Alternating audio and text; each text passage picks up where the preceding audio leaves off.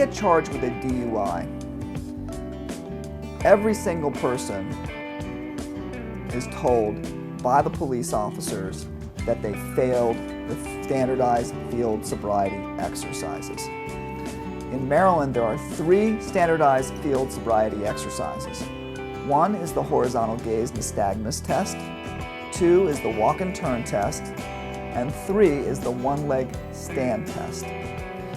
These tests come from the National Highway Traffic Safety Administration battery on standardized field tests for detection of DUIs. The problem is that not everyone fails the field tests. Often the police officers do not know how to score these tests or interpret the tests correctly.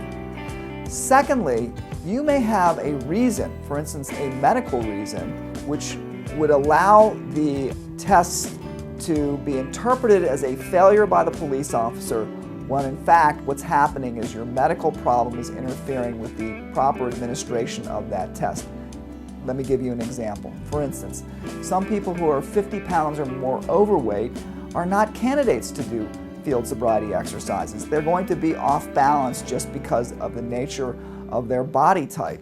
The police officer might interpret your performance on those field tests as being indicative that you were under the influence of alcohol, when in fact they are attributable not to the alcohol, but to your medical condition.